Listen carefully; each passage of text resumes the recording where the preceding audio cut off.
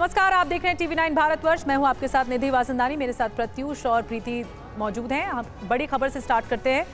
Delhi mayor चुनाव को लेकर सुप्रीम कोर्ट का बड़ा आदेश सामने आया। मनोनीत सदस्यों को वोटिंग का अधिकार नहीं, ये सुप्रीम कोर्ट का कहना है। मेयर चुनाव से जुड़ी बैठक 24 घंटे में तय की जाए, ये भी सुप्रीम कोर्ट का कहना है। पहले मेयर चुनाव कराए जाएं, फिर डिप्टी मेयर का चुनाव हो, ये भी सर्वोच्च अदालत का कहना है। एमसीडी की पहली बैठक में मेयर का चुनाव होगा।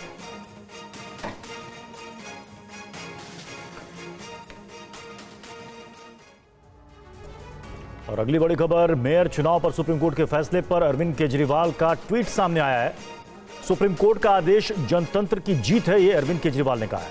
2.5 महीने बाद दिल्ली को मेयर मिलेगा।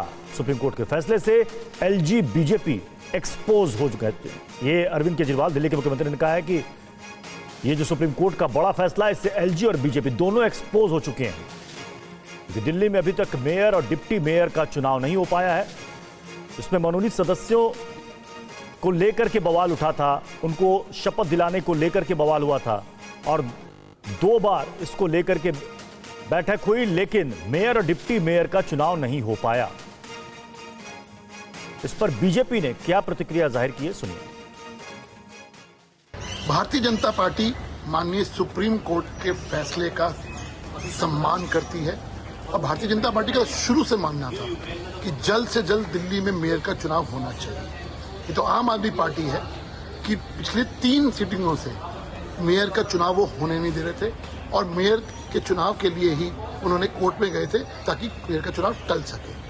अब चूंकि कोर्ट का फैसला आ गया है और मेयर का चुनाव का ऑर्डर आ गया है, भारतीय जनता पार्टी सम्मान करती है और हम भी चाहेंगे कि दिल्ली के अंदर जल्द से जल्द मेयर दिल्ली का चुना जाए ताकि दिल्ली का विकास जो पिछले 2 महीने से रुका हुआ है वो हो सके। पीयूष पांडे हमारे संवाददाता इस वक्त जुड़ चुके हैं। पीयूष, अब आगे क्या, क्योंकि अब डेट भी आनी होगी कि कब ये बैठक होगी?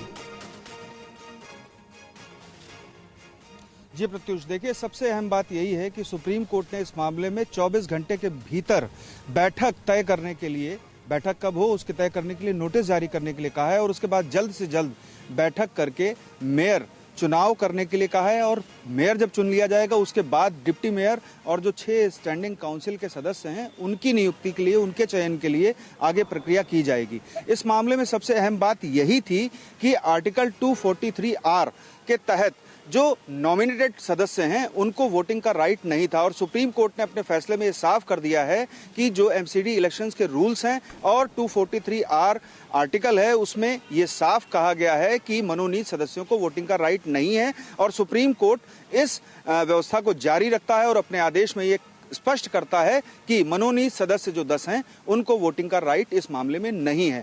अब देखना यह है कि 24 घंटे के भीतर जो नोटिस जारी होगा बैठक के लिए, उसके बाद आगे की प्रक्रिया किस तरह से चलती है। जी शुक्रिया जानकारी के लिए।